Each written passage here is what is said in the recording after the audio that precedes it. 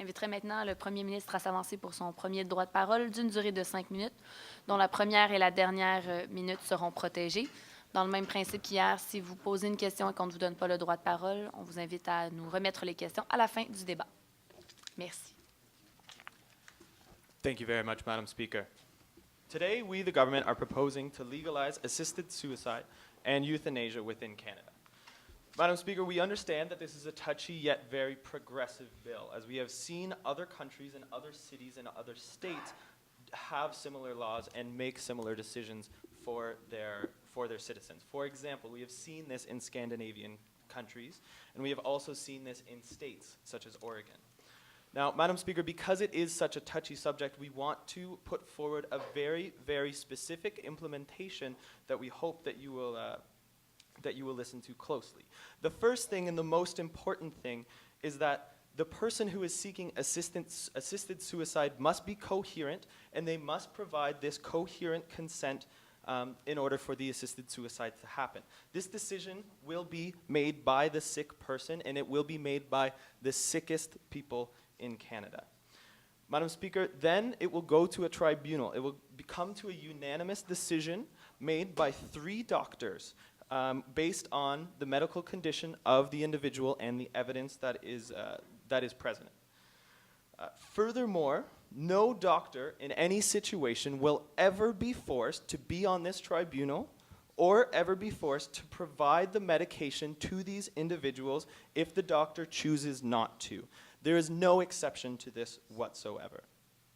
We want to remind you again, one more time, just to really solidify that this decision is to be made by the patient with approval by the doctors, and it is entirely optional. It is by no means something that will be medically required within Canada.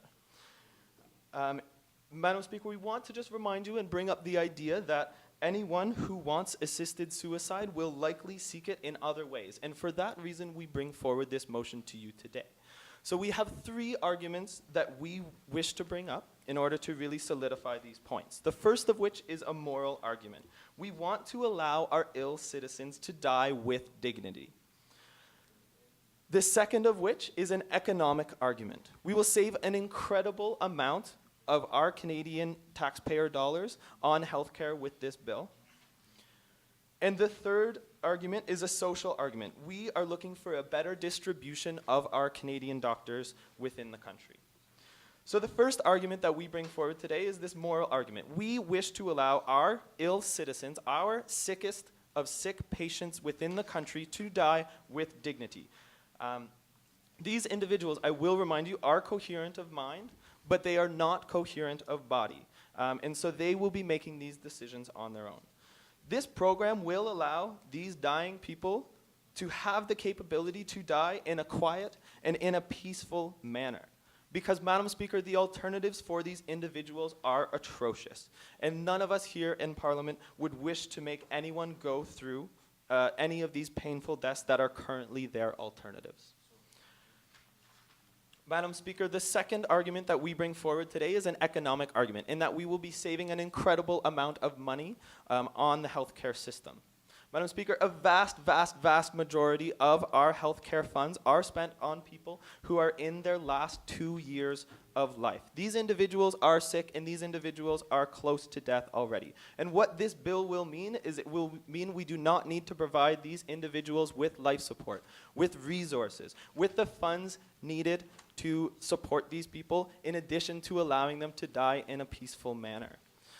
The minimal cost that will be associated with this program will be nowhere near the amount of what we are spending to run the program currently.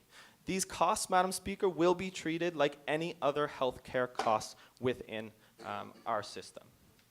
The third argument that we wish to bring forward today is a social argument. We are looking for a better distribution of our Canadian doctors. As you know, Madam Speaker, there is a very large shortage of doctors within our healthcare system. There are many people out there without sufficient care, even for just family doctors. And what this bill will do is it will allow us to reallocate doctors from these hospitals who are taking care of the sickest of sick people who wish to die in a dignified way.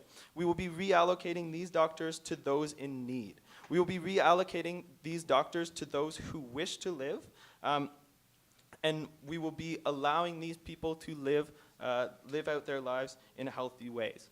Madam Speaker, this will also help tackle our issue of the lack of hospital beds that we see in our Canadian hospitals. For these 3 reasons, and through this implementation process, Madam Speaker, we strongly propose. Thank you.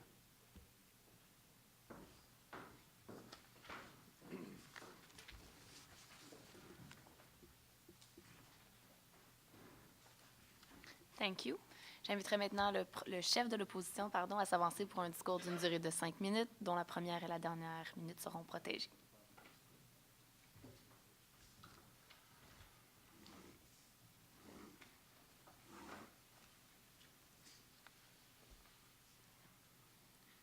Thank you, Honorable Speaker.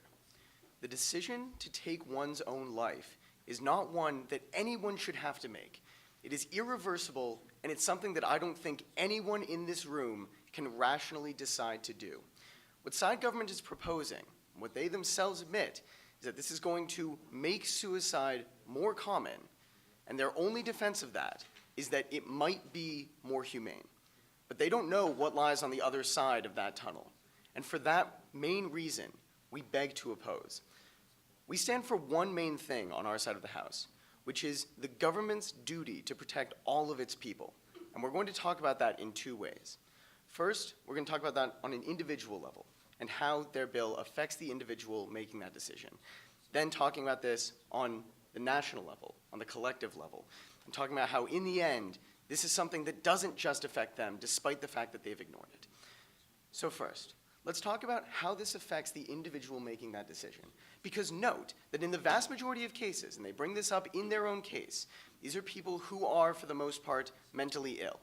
Now that can vary in different extents, but that doesn't ever mean that they are of complete sound mind and body.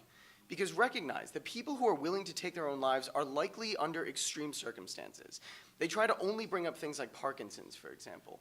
But note that 20% of people will at some point feel the pressure of massive depression. In the end, this is something that is going to affect a lot of people.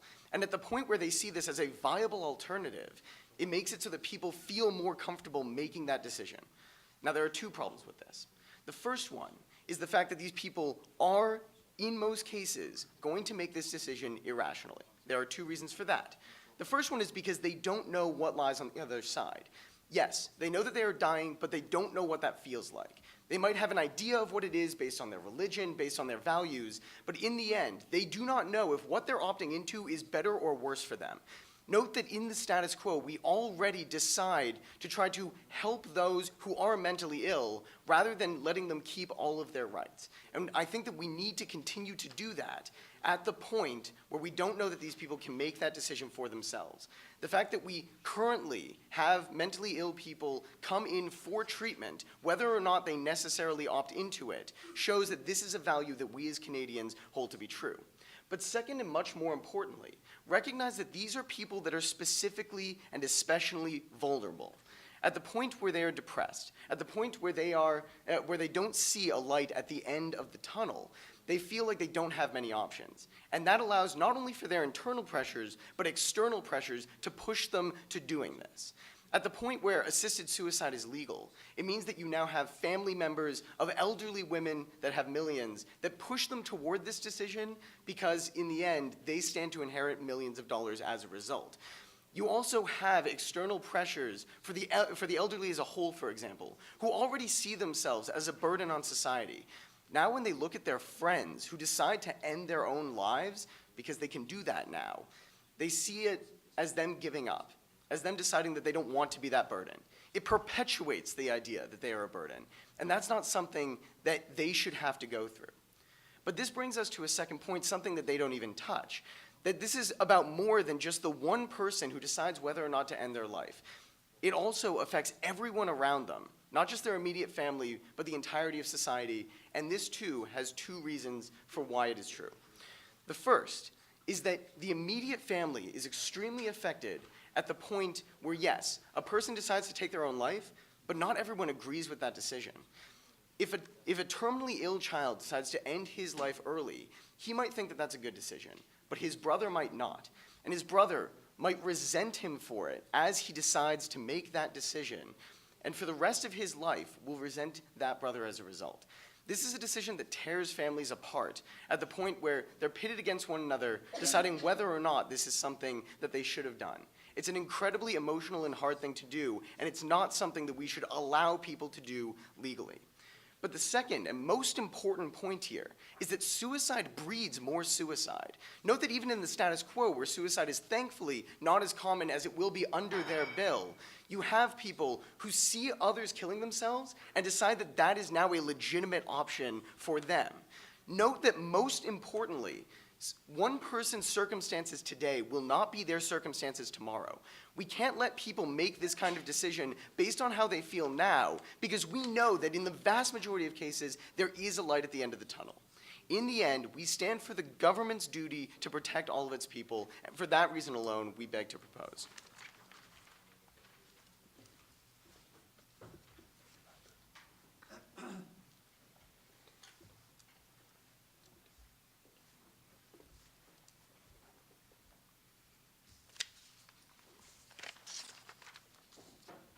Thank you.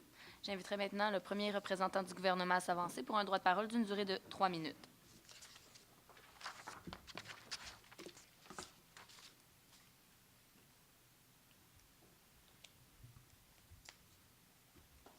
Merci beaucoup, Madame la Présidente.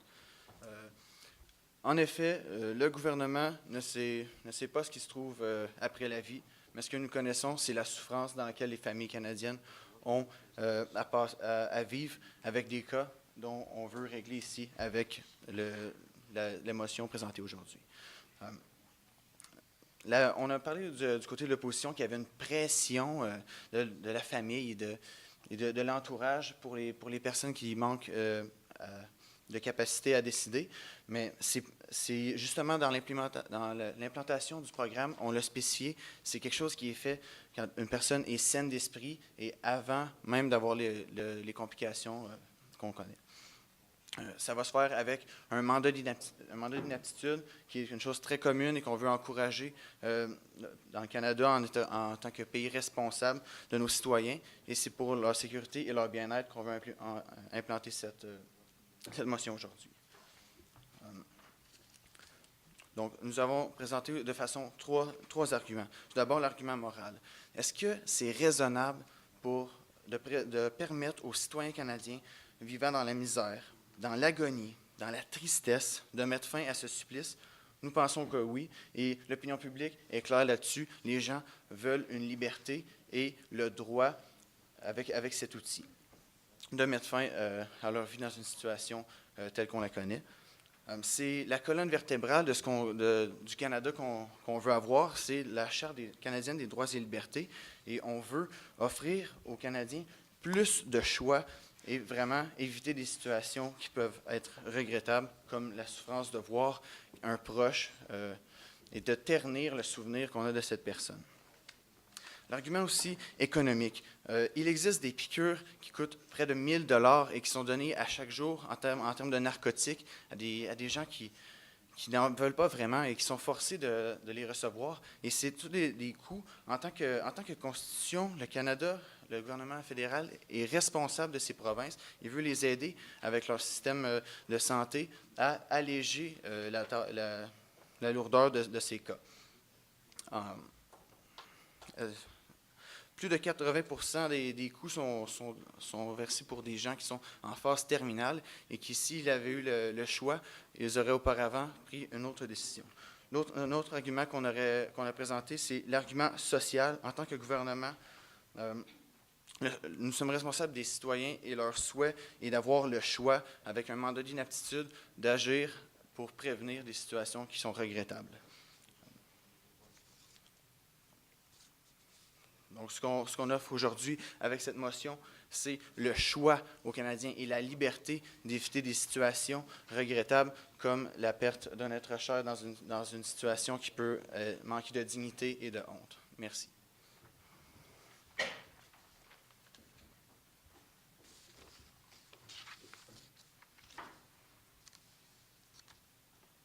Merci. J'inviterai maintenant le premier représentant de l'opposition à s'avancer pour un discours d'une durée de 3 minutes.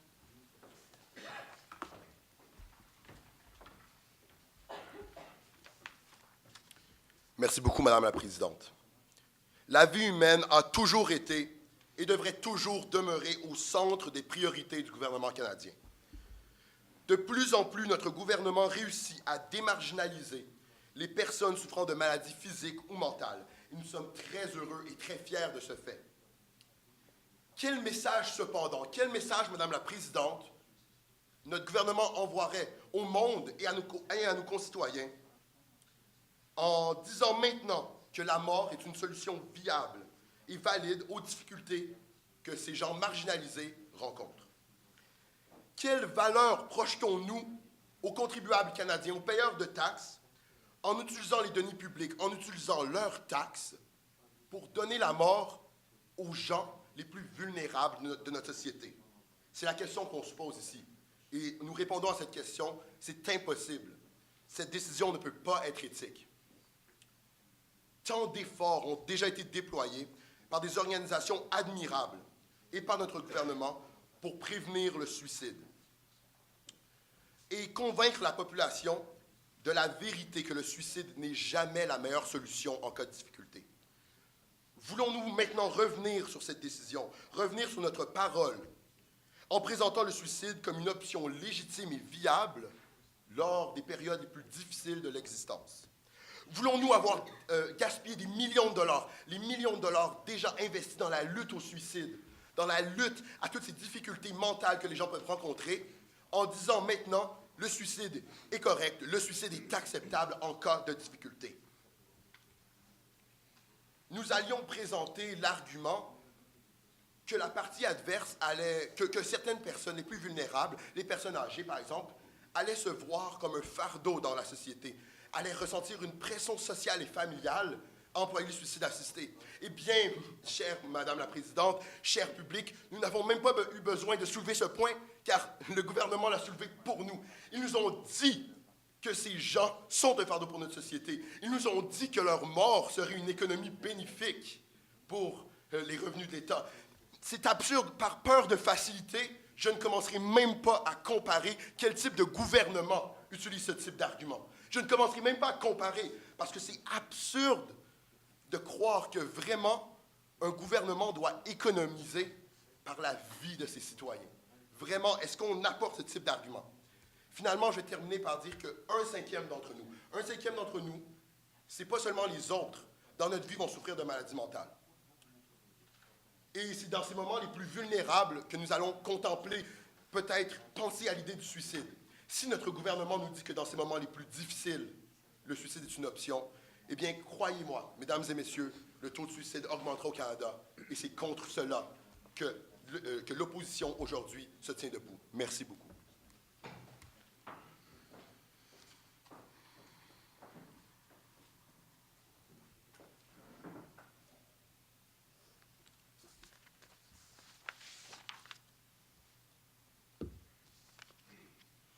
Merci. J'inviterai le second représentant du gouvernement à s'avancer pour son discours d'une durée de 4 minutes.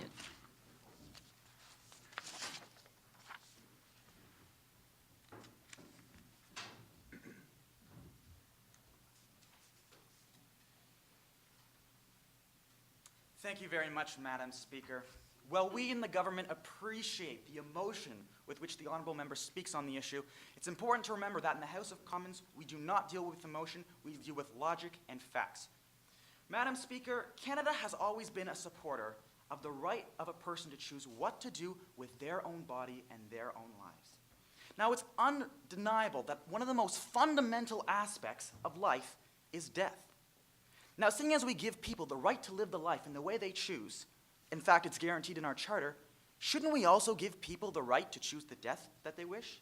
The right to die with dignity? The opposition doesn't think so. They believe that they should be the moral arbiters of who should live and who should die, that they should have the control, and it should not be.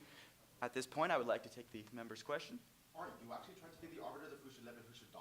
Absolutely not. We are giving an option to citizens. We are not forcing anybody to do anything they would not do otherwise. In fact, it's the opposition who wishes to stand here and say you cannot choose what you will do with your own body. Madam Speaker, the opposition stood up here and made a number of arguments which clearly go against the implementation plan we defined. Now, first of all, they barely touched upon excruciating physical pain. They barely touched upon it. They had no argument against what people who are in physical pain should do. Instead, they focused on mental pain. Now, it's important to remember that with our implementation plan, you would need to require the approval of a doctor to continue with this procedure, and the doctor would need to decide that you are of sound mind. The opposition makes it seem that those with mental disorders would be able to get an assisted suicide easily, but this is not the case. They also made the argument that decisions will be made irrationally, but Madam Speaker, right now, decisions are being made irrationally. People who don't have the options of assisted suicide are going out and taking their lives at a whim. What we're offering them is a timely process that will give them time to think out all of their options, and if they so choose, they may choose an option to take their own life in a way that is dignified and better honors their life instead of sullies it. They also talked about external pressure on the elderly to take their own lives, but again, Madam Speaker, we are only talking about what is medically approved by a doctor. A doctor would not approve this procedure on an elderly person who is in otherwise good health. So that argument is not valid. Finally, they talked about how this really affects everyone. But when it comes to something as personal as the right to life, is it really anybody else's decision but your own? Why does the government feel that they can come in and tell someone they do not have the right to their own life? Why does the government believe that it should be the society as a whole who decides who should live and who should die? Madam Speaker, we believe that this is not the way that we should go, and that it runs contrary to some of our most fundamental Canadian values, particularly the right to choose to live your life in a way that you see most fit. Madam Speaker, we support this proposal based on three simple arguments. The first one is a moral one, that everyone should have the right to their own body and the right to die with dignity if they are in pain and they so choose to do so. It's important to remember that if someone is determined to commit suicide, they will do so anyways. And this gives them a process to fully think out that decision and be surrounded by family and friends in an honorable way if they decide to take their own life. We also brought up an economic argument. The vast majority of funds in this country on healthcare are used on those in their final days of life. Now, if some of these citizens do not wish to be here, wouldn't it make more sense to give the funds spent on those citizens to those who actually wish to live in the first place? We can take these funds and invest in things like new facilities and new research, rather than waste them on people who don't want to live. And our third argument is a social one, that we believe that we can free up the shortage of beds and doctors that we currently face in this country by allowing those who wish to die to do so in a peaceful way. And for these three reasons, Madam Speaker, we strongly propose this motion.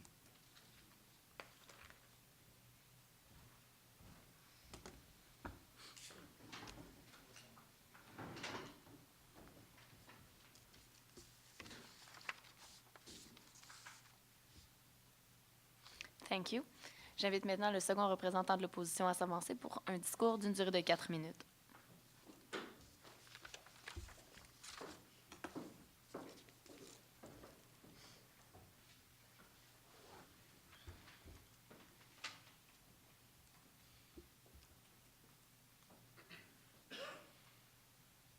Thank you, Honorable Speaker.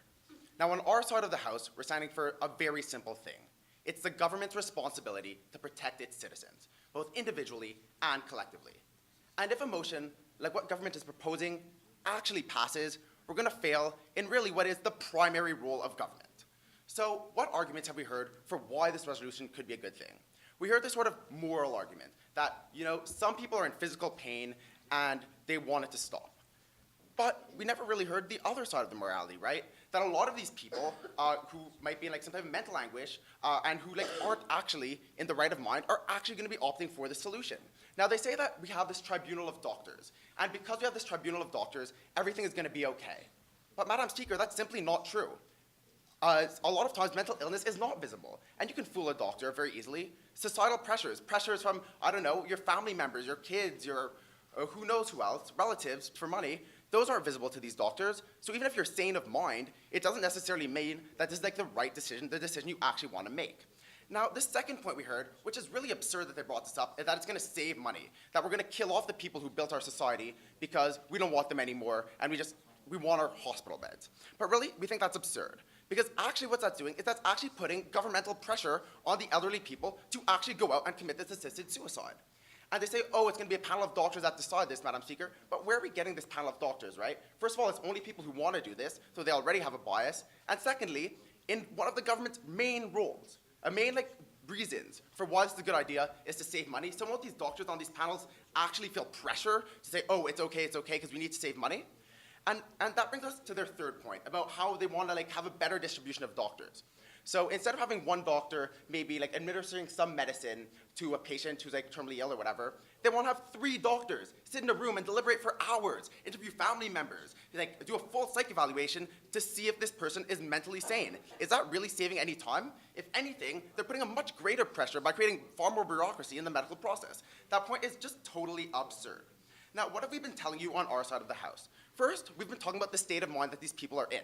Now, look at the resolution. It also talks about assisted suicide, not just euthanasia. Now, by definition, are people who want to commit suicide really sane of mind? And on our side of the house, the answer is clearly no. The fundamental purpose of life is to perpetuate itself. And they say oh, no sane people are going to do it, but assisted suicide doesn't mean that you have something physically wrong with you all the time. It might just mean maybe you're going through a period of depression. And for all these reasons, it's just absurd that they can say, oh, it's going to be only the right people who are going to do this, that it's only the people who need to do this. Because no one really does, and as a government, we've told you why it's not important. Now, secondly, we've talked about the abuse, and they've never really touched on that. They just said we have a tribunal of doctors who's supposed to see the external pressures on them. The tribunal of doctors is supposed to see, do a full psych evaluation, maybe watch them for months, and actually see if they can really understand mental illness. And that's just not true. When you really think that a couple hours with a level panel is actually going to see everything that's going on in society, going to see I don't know, maybe families pressuring someone or whatnot, that's just simply not true. And they never really answer that point. They just say we have a tribunal and everything's going to be okay, but that doesn't acknowledge the reality of the situation. They're trying to take the easy way out and say, oh, the tribunal is always right. But we know that's just not true. And the third point we brought up is, as a government, the message it's sending. What we stand for here. We've all said that suicide is not good. We'd be contradicting ourselves, being right back on our words. And fourthly, the effects on society. And they never touch upon this. They never said about what effect suicide has on society. The effects it has for family and friends. Many kids who have had friends in university commit suicide have been traumatized for the rest of their lives because of that experience. They never address the societal cost. When someone famous commits suicide, suicides rise exponentially. When you make suicide an acceptable thing in society, it raises to a huge level to people who don't really need to go through this route. This method is so far from foolproof, and we know there's going to be abuses. We're proud to oppose.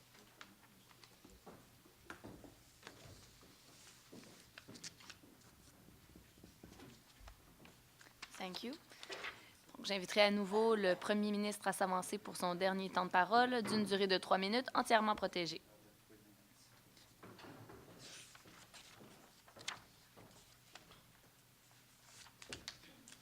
Thank you very much, Madam Speaker.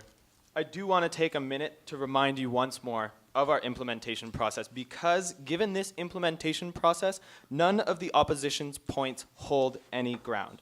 I want to remind you that these individuals are the sickest of sick.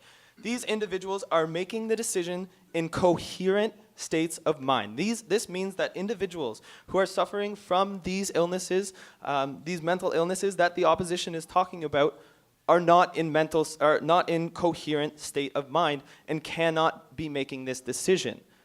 After these people in their coherent states of mind do make this decision, it then goes to a panel of 3 doctors. These doctors, we, the government, have faith in, unlike the opposition. The opposition seems to believe that the doctors will be making hasty decisions, that these doctors are going to be impacted by different biases and impacted by different people in the communities, and we, the government, have faith in these doctors to make these decisions based on medical conditions and not any other outside factors. Today, Madam Speaker, the opposition looked at the unknown. The opposition looked at things that we cannot answer, things like what happens in death, how suicide may result in more suicide, how families may be affected when people commit assisted suicide. These are questions, Madam Speaker, that you and I cannot answer. But we, the government, instead of making these emotionally based decisions, are looking at facts. We are looking at questions that we can answer. Here are these facts. The people affected by this bill are in pain. The families are in pain by watching them suffer. We are allowing currently citizens to suffer by not passing this bill. We, the government, like to allow citizens to do what they want with their own bodies. And furthermore, Madam Speaker, what we are doing right now is we are allowing, we are making people who want to live not be able to access the care that they need to access. Madam Speaker, we, the government, brought forward 3 arguments today for why we should pass this bill on assisted suicide and euthanasia. The first of which was a moral argument, in that we want to allow our ill citizens, our sickest of sick citizens, to die with dignity, die peacefully, and die quietly. The second argument that we, the government, brought forward today was an economic argument, in that we will be saving an incredible amount of money on our Canadian healthcare system, as a vast majority of healthcare funds, which the opposition did not recognize, is spent on people in their last 2 years of life. The third argument, Madam Speaker, that we brought forward today was a social argument, in that we will ensure a better distribution of our Canadian doctors to ensure that those who want to live are able to access the care that they want. And for these 3 reasons, Madam Speaker, we strongly, strongly propose. Thank you.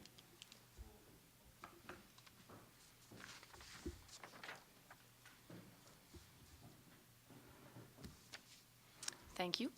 Je réinvite le chef de l'opposition à s'avancer pour son dernier temps de parole d'une durée de 3 minutes, entièrement protégé.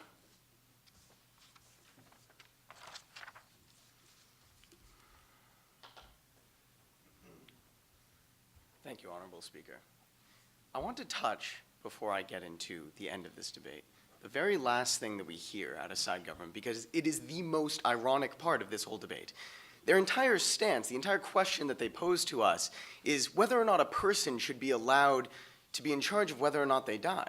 And yet, my partner raises on a point of information, and they don't answer the fact that they don't give that choice. It is a panel of doctors that decides whether or not you are fit to kill yourself, as opposed to the government saying that no one should be able to lose that hope. On our side of the House, we've made it abundantly clear that we're not just telling people whether or not to die, we're telling them that things can get better. So let's go through the things that they said we didn't touch on and explain how not only are we making extremely rational decisions on our side of the House, but that their idea of only having sane people decide to make this decision is absolutely absurd.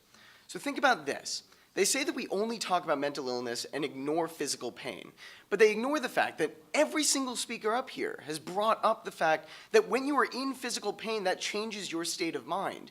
People who undergo physical torture want to kill themselves in the moment, but physical pain can pass, mental pain can pass, and we can't allow those moments to define whether or not people are going to continue to live. On their side of the House, they say that you can see any sort of external pressure or any sort of internal pressure that isn't valid, but that is just not true. At the point where someone who is deeply depressed can look me in the eye as a normal person, talk to me as if everything is fine, and then the next day kill themselves is proof of that. We don't catch every single depressed person. We don't catch all suicides before they happen because it is not as easy to see as they say it is. We tell you that both physically and mentally, people who ask for this type of procedure are not in their right state of mind, are more vulnerable to both internal and external pressures, and we can't allow that to make their decisions for them. They say that we have given you reasons to think that there may be more suicides. No, we've given you analysis to say that there will be more suicides on their side of the House, that people will see other people killing themselves and now see that as a legitimate decision. The only thing that they have left is the most abhorrent point I've ever heard, which says that we get to save money because they're no longer a burden to us. The message that my partner talks about is exactly what is coming out of their mouths. It seems like we might as well save money on their side of the House by getting rid of the people who are just going to die in a few years anyway. That's never a message that we should send to anyone. And even that point isn't true, because as you'll read in our POIs that we've written down, as well as what my partner has talked about, we already know how much euthanasia costs. Prisoner executions already happen in the United States and cost millions of dollars per person. So they're not even saving the money that they say they will.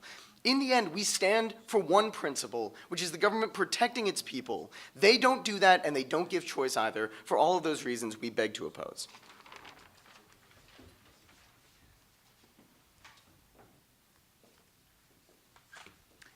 Thank you very much. Merci.